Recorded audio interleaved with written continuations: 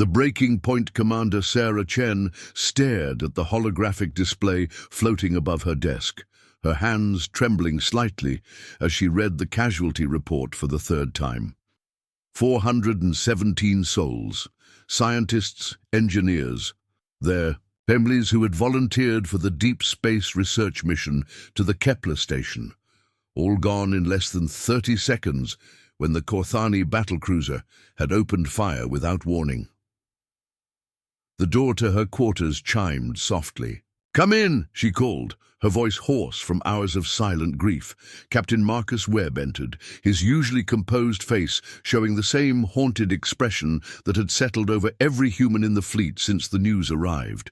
Behind him walked Dr. Elena Rodriguez, her dark eyes red-rimmed but burning with barely contained fury. "The Galactic Council has responded to our formal complaint," Marcus said, handing her a data pad. Sarah scanned the official response, feeling her stomach twist with each dismissive phrase. "Territorial dispute, unfortunate misunderstanding. No evidence of hostile intent?" She looked up at her companions. "They're calling it an accident. 400 people vaporized, and they're calling it an accident." Dr. Rodriguez stepped forward, her scientist's precision evident even in her anger. The Corthani knew exactly what they were doing. Kepler Station was clearly marked as a research facility. It was broadcasting peaceful intentions on all frequencies. They destroyed it because they discovered we were studying quantum tunneling technology, and they couldn't let humans develop anything that might threaten their technological superiority. "The same pattern we've seen for 40 years. Marcus added bitterly. "Every time humanity makes a breakthrough, every time we try to expand beyond the worlds they've graciously allowed us to settle, something happens. Pirates attack our convoys. Mining rights get mysteriously revoked. Trade agreements get restructured in ways that always benefit everyone, except us." Sarah set down the datapad and walked to the viewport. Outside, the stars looked the same as they always had, beautiful and infinite, but she knew that scattered among those distant suns were hundreds of human colonies, all struggling under the weight of regulations and restrictions that didn't apply to the other species in the Galactic Trade Alliance. "Ambassador Sterling sent a priority message an hour ago," Marcus continued. "He's demanding an emergency session of the full council. He wants justice for Kepler Station." "Justice," Sarah repeated the word like it tasted bitter. "From the same council that voted to restrict human expansion to 12 systems while the Corthani control over 200. From the same beings who charge us triple the standard rate for hyperspace lane access because our ships are supposedly primitive and pose a navigation hazard." She turned back to face them, and they both saw something new in her expression. Something that had been building for years, but had finally crystallized in this moment of loss. "How long have we been working on Project Shepherd?" she asked Dr. Rodriguez. Elena's eyes widened slightly. "Sarah, that's classified at the highest levels. Even discussing it outside of—" "How long, Elena?" The scientist glanced at Marcus, who nodded grimly. 38 years, since the Tau Ceti incident, when the Vorthak Consortium claimed our mining colony was violating environmental regulations and forcibly relocated 8,000 colonists to a desert moon. And Project Shepherd is functional, more than functional. The prototype vessels are operating at efficiency levels that exceed our most optimistic projections. The quantum tunneling drives can move a ship across the galaxy in hours instead of weeks. The matter disruptors can disable enemy vessels without destroying them. The AI systems can calculate battle scenarios faster than any organic mind can process them. Sarah nodded slowly. And the galaxy believes we're still using crude fusion drives and kinetic weapons. That was always the plan, Marcus said quietly. Let them underestimate us while we develop the technology to defend ourselves properly. The question is whether we're ready to reveal what we've been hiding. Before Sarah could respond, her communication console chimed with an urgent message from Earth. The seal of the human colonial authority appeared on the screen, followed by the grave face of Director James Harrison. "Commander Chen, by now you've received word about the Council's response to the Kepler Station massacre. I'm authorizing you to implement Protocol 7. All human vessels in your sector are to rendezvous at the designated coordinates. The time for patience has ended." The message continued with specific orders, but Sarah barely heard them. Protocol 7 meant the end of humanity's carefully maintained facade of weakness. It meant revealing technology that would reshape the balance of power in the galaxy. It meant admitting that for nearly 4 decades they had been lying to every other species about their true capabilities. "My God," Elena whispered, "they're really doing it. After all these years of restraint, of taking abuse and staying quiet, they're finally going to show them what we really are." 12 hours later, Ambassador David Sterling stood before the assembled Galactic Council in the Great Chamber on Nexus Prime. The soaring architecture of the meeting hall had been designed to inspire awe, with representatives from 47 different species arranged in tiers that rose toward a crystalline dome displaying the swirling colors of the galaxy itself. Sterling had walked this path hundreds of times over his 15-year tenure as Earth's chief representative. He had delivered passionate speeches about human rights, presented evidence of discriminatory practices, and pleaded for fair treatment. He had been ignored, dismissed, and ridiculed with such consistency that it had become a grim routine. Today felt different. High Chancellor Vextar of the Kothani Empire occupied the central position of honor, his reptilian features displaying the same contempt that had greeted every human diplomatic effort. Around him, the other species representatives showed varying degrees of attention, most of them clearly considering this just another tedious complaint from the galaxy's youngest spacefaring race. "Honored beings," Sterling began, his voice carrying clearly through the chamber's acoustic systems, "I stand before you today not to plead for justice, as I have done so many times before, but to deliver a message from the people of Earth." A few representatives shifted in their seats, perhaps sensing something unusual in his tone. Yesterday, the Kothani Empire destroyed Kepler Station, a peaceful research facility housing 417 human beings, men, women, and children who had volunteered to push the boundaries of scientific knowledge for the benefit of all galactic civilization. High Chancellor Vextar's tongue flicked out in the Kothani equivalent of a dismissive gesture. "Ambassador Sterling, we have already addressed this unfortunate incident. Our investigation clearly shows that the facility was conducting illegal weapons research in violation of Treaty Section 47.3, which prohibits member species from developing military technology beyond approved parameters." "Weapons research," Sterling repeated, letting the words hang in the air. "You destroyed a quantum physics laboratory and called it weapons research, just as you've called our mining operations environmental violations and our trade expeditions territorial incursions, whenever it suited your purposes. If you have evidence to the contrary," Vextar replied with obvious boredom, "please present it to the appropriate committee for review. I'm sure a decision can be reached within the standard review period of 18 to 24 months. Sterling smiled, and something about that expression made several nearby representatives lean forward in their seats. "Evidence. Yes, let's talk about evidence." He activated his personal hollow projector, and the space above the central platform filled with detailed schematics and technical readouts. Gasps echoed through the chamber as the assembled beings recognized technology far beyond anything humanity had ever revealed before. "For 38 years, Sterling continued, humanity has followed the guidance of this council. You told us we were too young and primitive to be trusted with advanced technology. You restricted our expansion, limited our research, and taxed our commerce at punitive rates. You said it was for our own good and the good of galactic stability.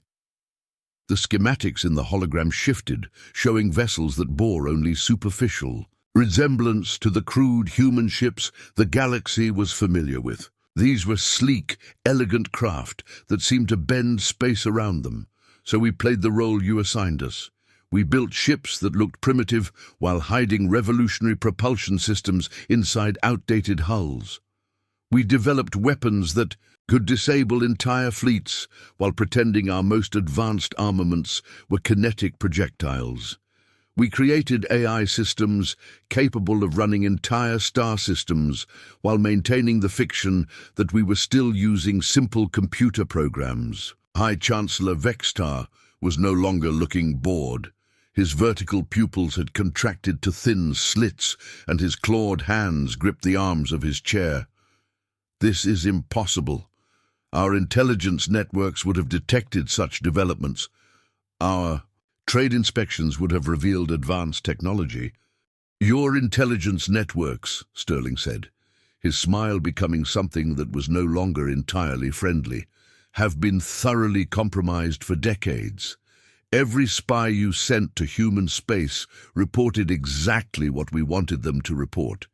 Every inspection team saw exactly what we wanted them to see.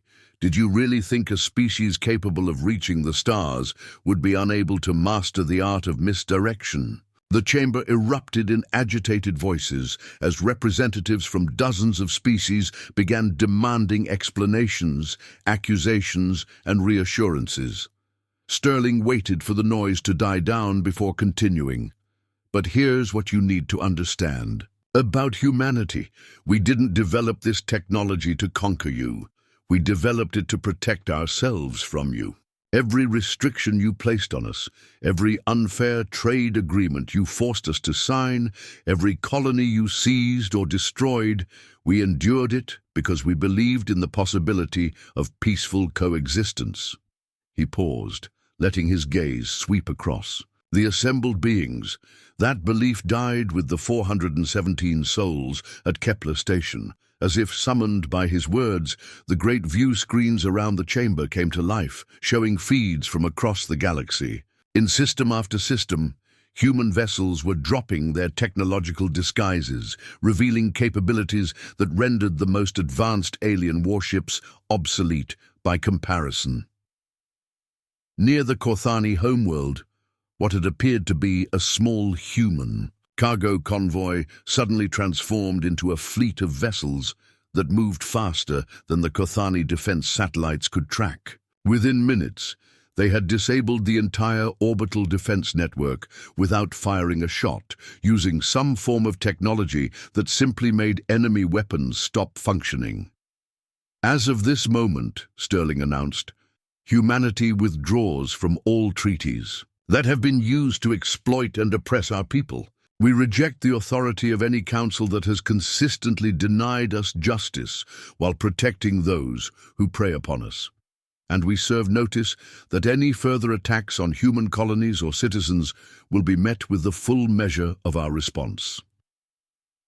High Chancellor Vextar rose from his chair, his massive form towering over the other representatives. You dare threaten this council. You dare challenge the established order that has maintained peace in this galaxy for over 1,000 years. Peace? Sterling's voice carried a note of genuine incredulity. You call this peace? A system where the strong prey upon the weak with impunity? Where entire species are kept in technological bondage while a handful of empires divide the galaxy's resources among themselves? If that's your definition of peace, then perhaps it's time for a different kind of order. The confrontation was interrupted by the arrival of urgent reports from military commanders throughout Kothani space. Fleet Admiral Zexthal appeared on the main communication screen, his usually imposing demeanor replaced by obvious confusion and fear. High Chancellor, our fleets are reporting system-wide malfunctions. Enemy vessels are appearing and disappearing at will, using some form of technology that our sensors cannot track. They're not destroying our ships, but they're disabling them completely. Our weapons simply refuse to fire. Our engines shut down without explanation, and our communication arrays are being selectively jammed. Similar reports began flooding in from across the galaxy as humanity's true capabilities were revealed in system after system. Decades of careful preparation were unveiled in a coordinated demonstration that left no doubt about the shift in galactic power dynamics. But perhaps the most shocking aspect of the revelation was not the technology itself, but the restraint with which it was being employed. Human forces were disabling enemy vessels rather than destroying them, capturing strategic positions without causing casualties, and demonstrating their superiority while avoiding the wholesale slaughter that typically accompanied such dramatic shifts in military balance. Sterling watched the reports with satisfaction, then turned back to address the stunned council. Humanity offers you a choice. We can work together to build a truly just galactic civilization, one where the rights of all species are protected and where cooperation replaces exploitation. Or you can continue to cling to the old ways, in which case you'll discover just how patient we've been all these years. As he walked out of the chamber, leaving behind 47 species trying to comprehend how completely they had misunderstood the quiet newcomers from Earth, Sterling felt a weight lifting from his shoulders. For the first time in decades, humanity would negotiate from a position of strength rather than supplication. The age of restraint was over. The age of reckoning had begun. The reckoning. 48 hours after Ambassador Sterling's revelation to the Galactic Council, the established order of the galaxy was crumbling faster than anyone had thought possible. On the bridge of the USS Prometheus, Captain Marcus Webb watched as tactical displays showed the impossible becoming routine. Admiral Chen is requesting a status report, his communications officer announced. Marcus activated the ship's holocommunicator, and Sarah Chen's image appeared beside him. She was now wearing the uniform of Fleet Admiral, a promotion that had come with humanity's dramatic emergence from the shadows. Marcus, how are your operations proceeding in the Vega sector? Beyond our most optimistic projections, he replied, gesturing to the tactical display that showed 17 human colonies that had been under alien occupation, now flying Earth flags once again. The Yith Confederation forces withdrew from our mining worlds without firing a shot once they realized their weapons couldn't target our ships. They're requesting negotiation terms. And casualties? 0 on our side. 3 injured aliens when one of their own weapons malfunctioned during the withdrawal from New Terra. Dr. Rodriguez's non-lethal disabled technology is working exactly as designed. Sarah nodded approvingly. Even in their moment of supreme military advantage, humanity was maintaining its commitment to minimizing harm. It was perhaps the most human characteristic of all, this desire to be better than their enemies, even when they had the power to be utterly ruthless. "What's the situation with the Kothani Empire?" Marcus asked. Sarah's expression hardened. High Chancellor Vextar has refused all diplomatic contact. Intelligence suggests they're massing their remaining fleets for a massive retaliation strike. Against Earth itself, they still don't understand what they're dealing with. Are we going to let them try? We're going to let them learn. Across the galaxy, in the command center of the Kothani flagship Devastator, Admiral Zex Thul was preparing for what he believed would be the largest military operation in galactic history. Around him, holographic displays showed the positions of over 3,000 warships, representing the combined might of the Kothani Empire and their client species. Admiral, his tactical officer reported, long-range sensors are detecting no human vessels in Earth's home system. Their homeworld appears to be completely undefended. Zexthul's reptilian features twisted into what might have been a smile. Perfect. These upstart mammals may have developed some clever tricks, but they still think like primitives. They've spread their forces too thin, trying to reclaim their scattered colonies. Earth lies defenseless before the might of the Kothani Empire. Hi. Chancellor Vextar's image appeared on the command screen. Admiral, the honor of the Empire demands that these humans be taught the price of defying the natural order. You are authorized to use whatever force is necessary to bring their homeworld to heel. It will be my pleasure, High Chancellor. The human homeworld will surrender within hours, or it will be reduced to ash and memory. The massive Kothani fleet entered hyperspace, their destination the small yellow star that had given birth to humanity's audacious challenge to galactic supremacy. What they found when they arrived would forever change their understanding of warfare itself. Dr. Elena Rodriguez stood in the primary laboratory of Earth's orbital defense platform, watching as her life's work prepared to be tested under the most extreme circumstances imaginable.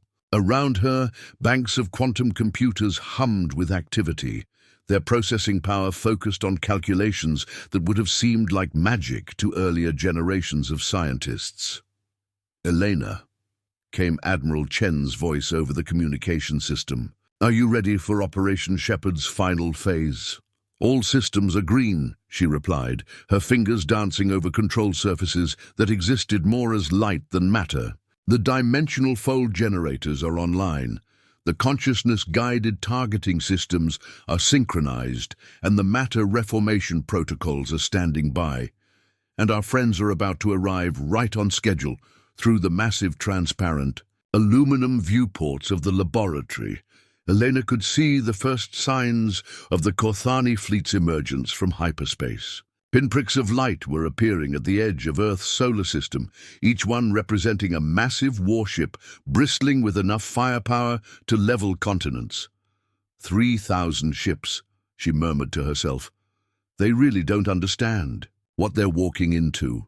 The Kothani fleet spread out in a classic battle formation, their vessels taking positions that would allow them to bombard Earth from multiple angles simultaneously.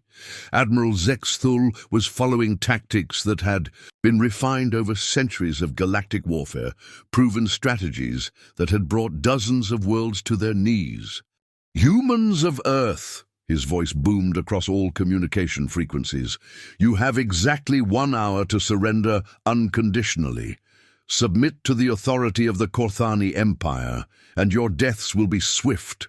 Continue your defiance, and we will. Make your world an example that will echo across the galaxy for 1,000 years." The response came not from Earth's planetary government, but from what appeared to be empty space itself. Admiral Chen's voice emerged from seemingly nowhere, calm and measured. "Admiral Zexthul, you are trespassing in Earth's solar system with clear hostile intent. You have 60 seconds to withdraw your forces and open diplomatic channels, or face the consequences of your actions." Zexthul's laugh echoed through his command center. "Consequences? I see no human fleet. I detect no significant military installations. Your homeworld stands naked before our might, and you dare speak of consequences." 50 seconds. "Admiral," his sensor operator called out, "I'm getting some unusual readings from the apparently empty space around our fleet. It's probably just sensor echoes from our own ships." 30 seconds. Zexthul had had enough of human impudence. "All vessels, target Earth's major population centers. Prepare to demonstrate the price of defying the Empire." "Time's up, Admiral," Chen said simply. What happened next would be analyzed by military strategists for generations to come, though few would ever fully understand the principles that made it possible. The empty space around the Kothani fleet suddenly revealed itself to contain thousands of objects that had been hidden not by conventional cloaking technology, but by existing in a slightly different dimensional phase. They weren't ships in any traditional sense. They were structures of pure energy and matter, guided by artificial intelligences that had been evolved rather than programmed, capable of thought processes that operated faster than biological brains could comprehend. Each of the Kothani vessels found itself surrounded by what appeared to be geometric patterns of light that moved with impossible precision. These weren't weapons in the conventional sense either, but rather applications of scientific principles that could manipulate matter and energy at the quantum level. "Admiral," his tactical officer screamed, "our weapons aren't responding. None of our systems are responding." Across the Kothani fleet, the same phenomenon was occurring simultaneously. Weapons that had functioned perfectly for decades suddenly refused to fire. Engines that had propelled ships across the galaxy simply stopped working. Communication systems fell silent. Life support began cycling through unfamiliar patterns, and even the lights began flickering in sequences that seemed almost like a code. But the ships themselves remained intact, and their crews remained unharmed. This was precision beyond anything the galaxy had ever seen, the ability to selectively disable specific systems while leaving others completely functional. "What is happening?"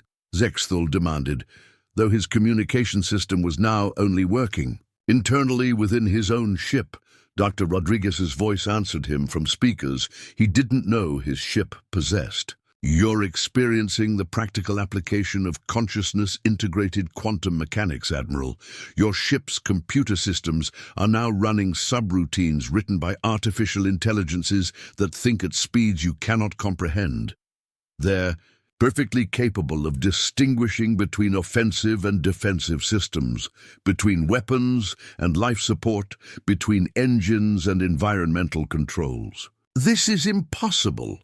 No technology can what? Can exceed the limitations you assumed were universal?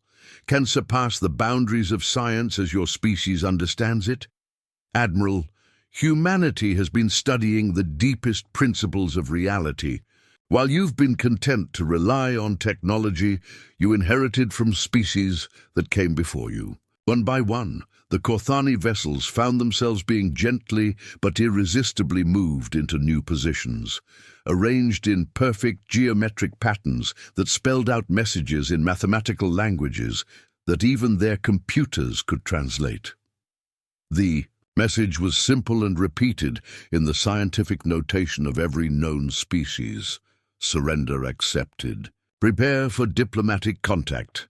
Back on Earth, President Sarah Washington stood in the Oval Office, watching through the quantum communication link as humanity's true capabilities were finally revealed to those who had oppressed them for so long. Beside her stood representatives from every human colony, from the mining worlds of the outer systems to the research stations at the galaxy's edge. "Madam President," came Admiral Chen's voice, "the Kothani fleet has been neutralized without casualties.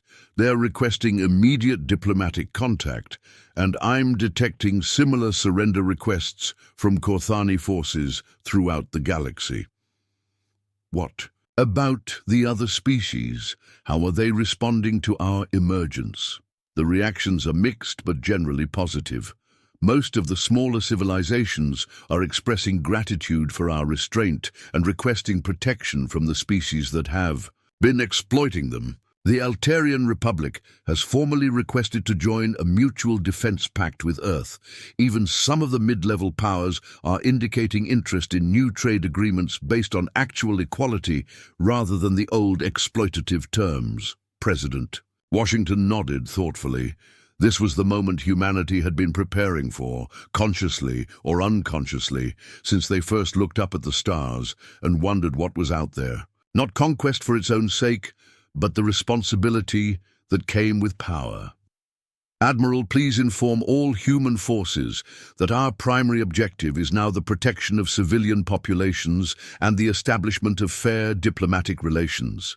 Any species willing to negotiate in good faith should be treated as a potential ally. Those who insist on continuing the old patterns of exploitation should be contained but not destroyed." "Understood, Madam President. And Admiral Zexthul has specifically requested to speak with you directly." The Kothani admiral's image appeared on the presidential communication screen, his reptilian features showing a combination of fear, confusion, and what might have been grudging respect. "President Washington," he began, his translator struggling. "With concepts that had no equivalent in Kothani military doctrine, I find myself in a position I have never experienced before. My fleet, which has conquered dozens of worlds, has been rendered completely helpless without a single shot being fired. My people have always believed that superior firepower was the ultimate argument in any dispute. You have demonstrated that this belief was limited. Admiral Zexthul, humanity doesn't seek the destruction of your people or your empire. We seek an end to the system that allowed our civilians to be murdered while bureaucrats debated whether their lives had value. We want a galaxy where conflicts are resolved through negotiation rather than bombardment, where technological advancement benefits all species rather than just the powerful few." And if we refuse these terms, President Washington's expression remained calm, but there was steel beneath her diplomatic courtesy. "Then you will discover that what you've seen today represents only a small fraction of what humanity is capable of. We spent 40 years preparing for the possibility that peaceful coexistence might prove impossible. We hope that won't be necessary, but we are prepared for any eventuality." In the days that followed, the galaxy began to reshape itself around new realities. The old Galactic Council was dissolved, replaced by a confederation of worlds where each species had equal representation regardless of their military or economic power. Trade agreements were renegotiated on equitable terms, with humanity often acting as mediators rather than demanding preferential treatment. The Kothani Empire, faced with the complete obsolescence of their military doctrine, chose adaptation over destruction. High Chancellor Vextar was replaced by a more pragmatic leader who recognized that the age of rule through intimidation had ended. Many of the mid-level powers that had exploited smaller species found themselves facing the same choice, and most chose cooperation over conflict.